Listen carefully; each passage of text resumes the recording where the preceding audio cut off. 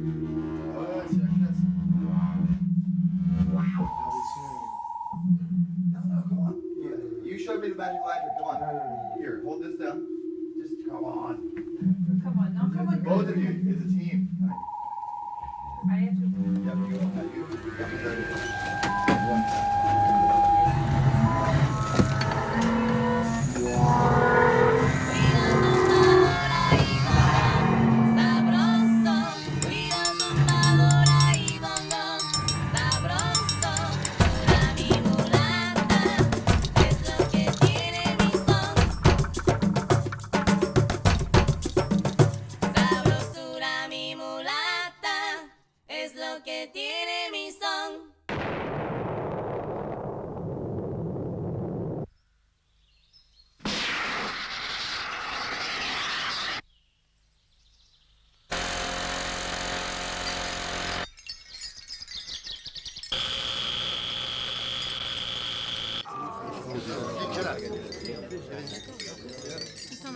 Nous, franchement, au début, ça nous a foutu les jetons.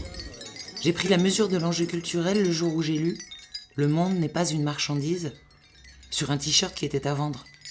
Salut les gars, c'est GG. GG, 53 ans. T'as quel âge? 22 ans. Et moi j'ai bien conscience que les législatives c'est beaucoup plus important, qu'on ait une majorité à l'Assemblée nationale qui, si possible, nous ressemble. Qu'est-ce qu'on en a à carrer? Vous perdez votre temps, vous discutaillez là depuis des semaines, des mois, des années.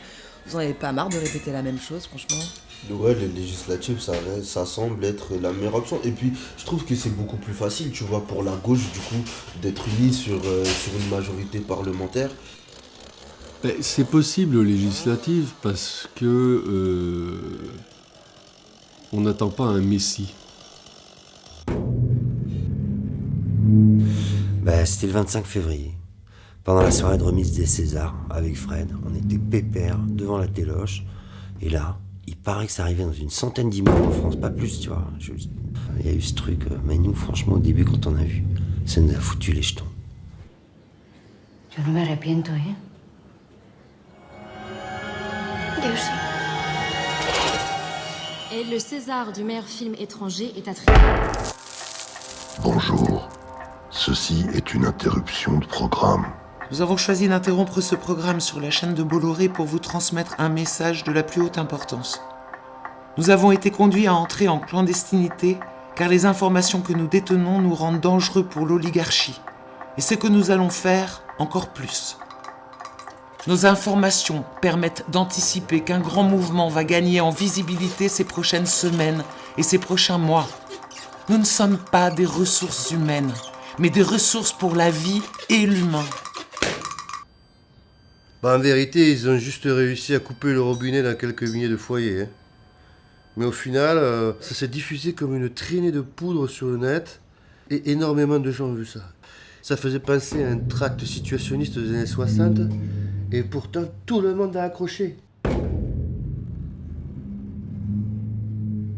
Regardons maintenant la prochaine élection, les législatives. Jean-Luc Mélenchon a annoncé il y a une semaine demander aux Français de l'élire Premier ministre en votant pour une majorité d'insoumis et de membres de l'Union populaire. Une cohabitation immédiatement après une présidentielle. Ce serait du jamais vu. En général, tous les présidents élus parviennent à faire élire une majorité qui leur est acquise. Comment espérez-vous, Manuel Bompard, changer cette donne ? D'abord en informant, en rappelant à toutes celles et ceux qui nous écoutent que c'est bien les élections législatives qui vont déterminer qui est la majorité et donc le Premier ministre qui va appliquer son programme pour les 5 années qui viennent. La Constitution de la Ve République, sur ce point, elle est extrêmement claire. 10 avril, des gens me parlent dans la rue des élections législatives. Déjà, au mois d'avril, ça n'était jamais arrivé. Et quand vous voyez ce sondage qui dit qu'une majorité de Français, 68%, souhaitent qu'une majorité de députés soit issue de l'opposition, vous dites que le scénario qu'on pose sur la table est réalisable. Aujourd'hui, ils disent souhaiter une cohabitation. Vous entendez la France Insoumise, ils disent on est ouvert, on tend la main, mais derrière nous. Et je ne sais pas, vous avez encore le sourire ce soir, mais est-ce que ça va durer ? La une du Figaro ce matin, regardez la une. Mélenchon tente une OPA sur les partis de gauche. C'est ça qui est en train de se passer ? Nous avons réussi à constituer un très beau rassemblement. Vous savez, moi, ce que je vois, c'est des millions d'hommes et de femmes du monde du travail, d'hommes et de femmes de gauche, qui en ont ras-le-bol de voir la gauche divisée et qui sont contents de retrouver la gauche unie, de Excusez-moi, retrouver mais la gauche ces gens rassemblée. vous ont obligé à Lyon au premier tour. Au premier tour, ils ont voté directement pour le vote utile. Quand je venais sur ce plateau, vous-même, vous chouiniez en disant comment ça se fait que vous n'êtes pas capable de vous mettre d'accord à l'élection présidentielle. Et maintenant, on est rassemblés pour l'élection législative et vous nous dites mais comment osez-vous vous présenter de manière rassemblée alors que vous étiez divisés aux élections présidentielles ? Il faut une coalition, il faut même un collectif, c'est-à-dire qu'il faut montrer qu'on est vraiment solide et qu'on est une équipe qui soit capable d'aller jusqu'à Matignon. Maintenant, il y a quand même un chef dans cette équipe qui s'appelle Jean-Luc Mélenchon, puisque c'est lui qui a fait 22% et qu'on ne peut pas gommer ça. Donc là, vous n'êtes pas d'accord avec Yannick Jadot, c'est que c'est lui qui a le leadership. Mais oui, il y a un leadership. Vous êtes là, Vincent ? Ah non, je m'appelle Catherine. Alors Catherine, vous avez la parole. Bienvenue.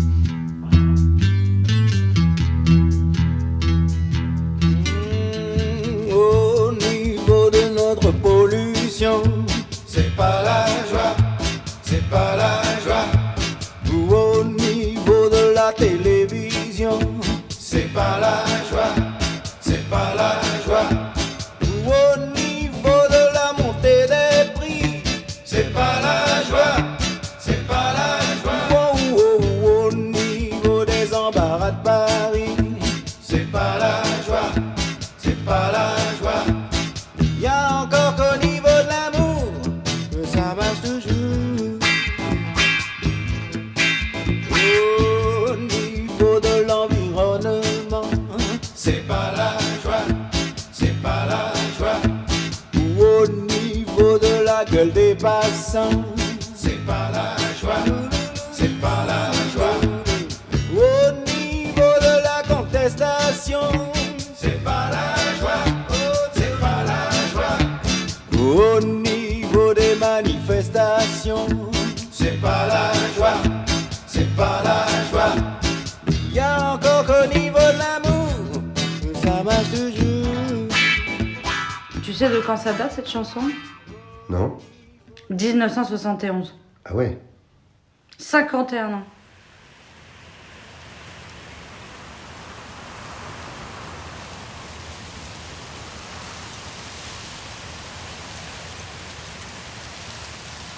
La reconstituante, pourquoi ça a pris ?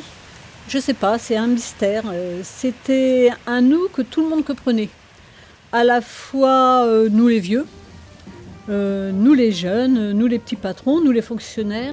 Pour moi, c'est la synthèse. Une synthèse vraiment bien foutue, qui pouvait aussi bien satisfaire des revendications républicaines de base que des écolos, en passant par l'esprit offensif des insoumis et puis celui plus hippie, si on veut, des autogestionnaires, par exemple. Tout le monde a adhéré. C'est ça qui a marché.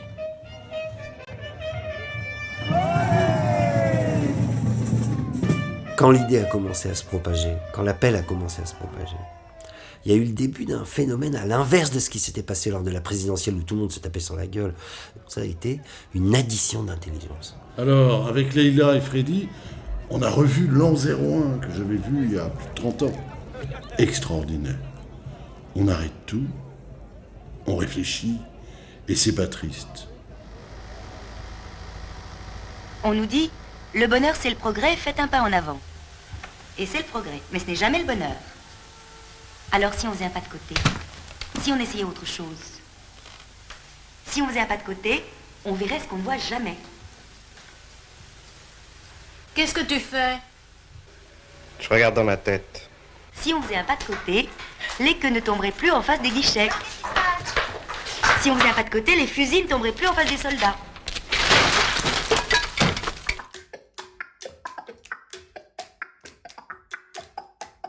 Olivier Faure, premier secrétaire du Parti Socialiste, qui, au mépris de toutes les valeurs ou de toute l'idéologie qu'il a pu y avoir... La campagne des élections législatives, c'est Mélenchon pour les affiches, Mélenchon pour le sous-titre, Mélenchon pour la photo. On fait le choix, c'est irresponsable, comme souvent avec Jean-Luc Mélenchon, de mettre ses affaires à lui avant les affaires du pays. Je pense que la gauche se déshonorerait dans ce type d'alliance. Mais c'est une blague, mais ça n'est pas réaliste, c'est une offense. Alors, une cohabitation à la démocratie et aux Français. Le Parti Socialiste est en train de se déshonorer en allant négocier avec l'extrême gauche. Ils sont en train de vendre leur âme. Ils sont en train d'installer un fossé entre eux et les principes de la République. Les électeurs préfèrent attendre ce qu'ils appellent le troisième justice. Ouais, mais ça, je connais Je connais la chanson.